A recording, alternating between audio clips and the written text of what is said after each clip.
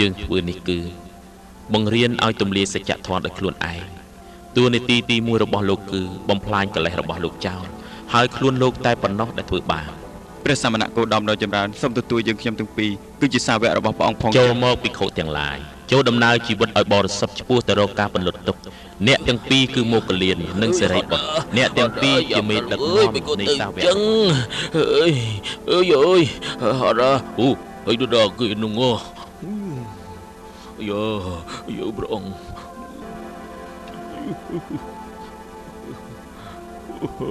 ព្រះអង្គ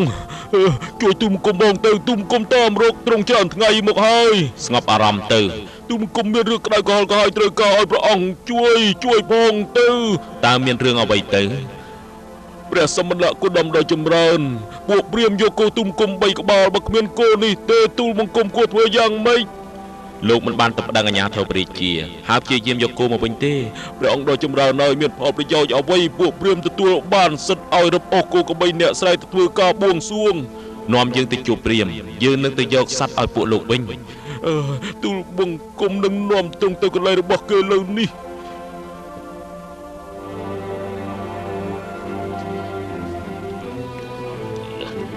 ដាក់ឲ្យមុតនេះគួយ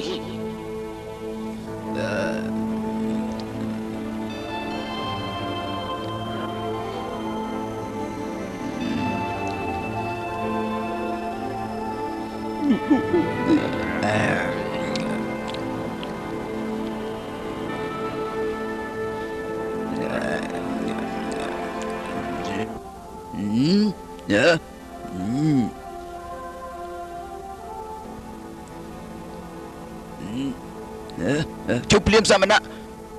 នេះមិនមែនជាកន្លែងអ្នកក្រៅវណ្ណៈទេ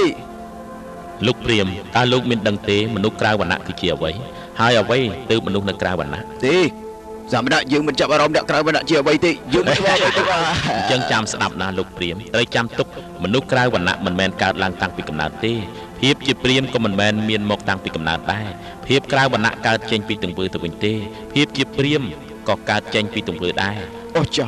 ចាមែនទូបង្ហាញបំភ្លឺក្រំពុះភ្លឺងងឹតទូបង្គំសូមអង្វរទទួលយកទូបង្គំផងសូមប្រទ្រង់យាងព្រះអង្គ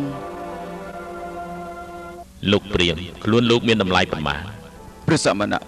ខ្លួនរបស់ទូបង្គំមានតម្លៃច្រើនមហិមាណាស់ព្រះអង្គអញ្ចឹងយើងមកវាយតម្លៃគ្នារបៀបនេះប៉ុន្មានលើកប៉ុន្មានសាដែលលោកនាំយកសัตว์មកបួងសួងព្រះសមណៈច្រើនជាង100,000ដងទៅទៀតឯណោះអញ្ចឹងយើងមានតម្លៃច្រើនជាងនេះពិតរឿងសមណៈ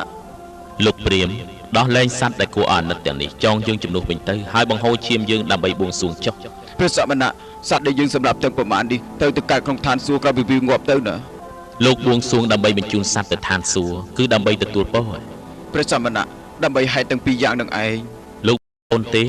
មានស្រីមួយប្រុសមួយព្រះអង្គលោកបញ្ជូនពួកគេទៅឋានសួគ៌ទេព្រះអង្គមានន័យយ៉ាងម៉េចនឹងបើអញ្ចឹងលោកព្រាមហេតុអ្វីលោកមិនចងពួកគេហើយកាត់កពួកគេទៅព្រះសមណៈនេះចង់និយាយពីស្អីស្ដាប់ណាលោកព្រាមអ្នកណាដែលអះអាងថាការបួងសួងជារឿងប្រសើរពួកគេជាអ្នកបួសដែលយករឿងនេះធ្វើជាអាជីពរកចិញ្ចឹមខ្លួនឯងលោកកុំធ្វើតាមដោយគ្មានហេតុផលឲ្យសោះបើអញ្ចឹងព្រះសមណៈទូបង្គំនឹងមានជំរឿនដ៏ល្អសម្រាប់បួងសួងព្រះជាម្ចាស់ដោះលែងសត្វគួរអាណិតទាំងអស់នេះទៅបានព្រះសមណៈបើទូបង្គំដោះលែងបែបនេះតើគូបង្គំនឹងរស់នៅក្នុងសង្គមព្រាមយ៉ាងម៉េចនាពេលលោកសម្ដែងក្តីមេត្តាចំពោះសត្វទាំងនេះហើយសត្វដ៏ច្រើននឹងគោរពដល់លោកនឹងទទួលបានពរពីព្រះជាម្ចាស់អូយព្រះសមណៈគោតមខ្ញុំព្រះអង្គនឹងដោះលែងសត្វនៅពេលនេះហើយ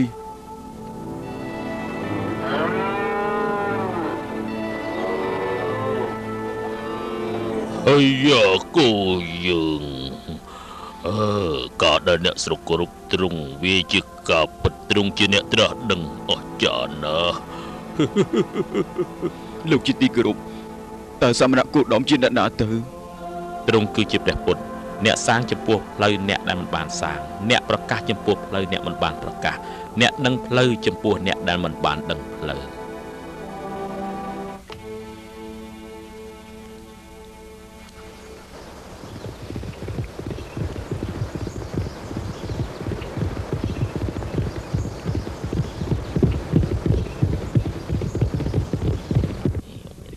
យោយតើមានរឿងអីចេះ សន្ធឹកយើងជិះដល់នេះអ្នកមានរឿងមួយទៅជិះមើល លោកជាទីគោរពតើសមណៈគោតមជាអ្នកណាទៅទ្រង់គឺជាព្រះពុទ្ធអ្នកសាងចំពោះផ្លូវអ្នកមិនបានសាងអ្នកប្រកាសចំពោះផ្លូវអ្នកមិនបានប្រកាសអ្នកដឹងផ្លូវចំពោះអ្នកដែលមិនបានដឹងផ្លូវ បបិទ្ធព្រះអង្គដ៏ចម្រើនទូបង្គំមានបរិយាសាមកពីព្រះរាជវាំងព្រះបិតាសធុធនៈមានប្រតិចង់ជួបព្រះអង្គភិក្ខុទាំងឡាយត្រៀមធ្វើដំណើរទៅទីក្រុងកបិលភ័ស្ត្រជាមួយនឹងយើង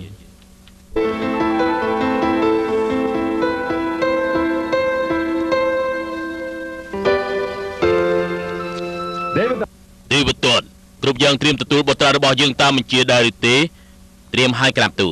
លមង្គមបានត្រៀមថ្វាយទ្រង់រួចរាល់អស់ទៅហើយព្រះអង្គព្រះពុទ្ធយើងមកដល់ទីនេះហើយបុត្រាយើងមកដល់ហើយប៉ុន្តែគេនៅឯណាព្រះអង្គទ្រង់នៅតាមថ្នល់ព្រះពរនៅតាមថ្នល់ចុះទៅធ្វើអីនៅទីនោះកំពុងតែដាស់សុំអាហារព្រះពរស្អីគេរាជាត្រៀមរបស់ដែលទ្រង់ពេញចិត្តតែទ្រង់បែរជាទៅសុំហូបគេបែបនេះគួរឲ្យខ្មាស់គេខ្លាំងណាស់រៀបចំសេះឲ្យយើងភ្លាមក្រាបទូល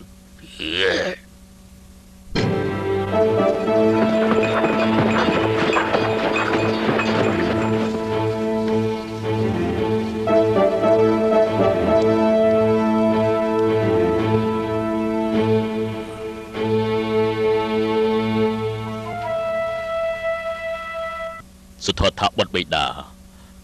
ត្រឹមត្រូវហើយឯអ្នកដែលធ្លាប់តែប្រថាប់រទេះសេះមាសតែបែរជាមកសុំហូបអាហារនៅតាមទីក្រុងនេះហេតុអ្វីបុត្រធ្វើឲ្យបិតាខ្មាស់គេហេតុអ្វីទើបបុត្រអាចធ្វើទៅកើតមហាបពិតទូលបង្គំមិនអាចធ្វើឲ្យទ្រង់អាម៉ាស់ទេប៉ុន្តែទូលបង្គំប្រណិប័តតាមប្រពៃណីសាសនាទៅវិញទេតែយើងជាអ្នកស្នងត្រកូលអ្នកចម្បាំងមិនសុំស្បៀអាហារពីគេនោះទេ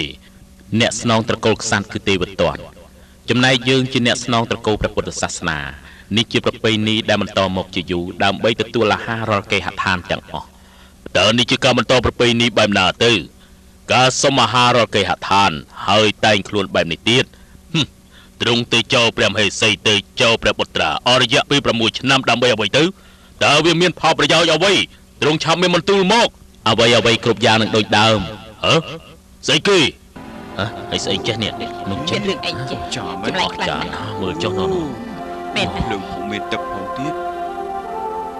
អូយចម្លែកណាស់លោកអើយចម្លែកមែនតើមើលចុះនោះអូយក្តៅ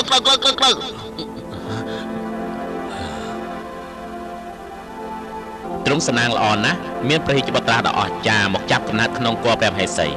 ទ្រង់ជាព្រះរាជាដ៏អស្ចារ្យលើចក្រវាឡ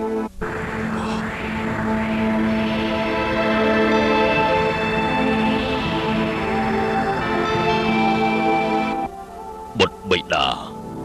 បុត្រធ្វើឲ្យបិតាយល់ពីការពិតបុត្របង្ហាញឲ្យបិតាឃើញដល់ទៅ3លើកតែបិតាល្ងងគ្មានប្រាជ្ញាសុំមេត្តាលើកទោសឲ្យបិតាផងចុះបបិទ្ធព្រះអង្គដ៏ចម្រើនទូបង្គំសុំថ្វាយខ្លួនបួសជាសង្ឃផងចុះព្រះអង្គដ៏ចម្រើនអៀនខ្មាស់មាត់ខ្លាំងណាស់វយដែលសុំពេកទោសសូមអភ័យទោសទូលបង្គំហងឲ្យទូលបង្គំបានបម្រើត្រង់ហើយទៅព្រមជាមួយនឹងព្រះបុត្រាអនន្តផងពួកទូលបង្គំនឹងផ្សព្វផ្សាយបន្ទូលរបស់ព្រះអង្គ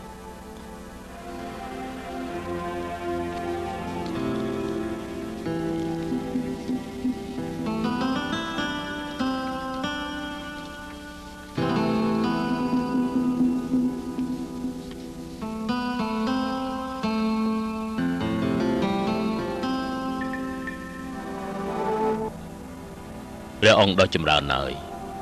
ពេលដែលនាងដឹងថាទ្រង់ស្លៀកស្បង់ជាពរនាងក៏ធ្វើដូចទ្រង់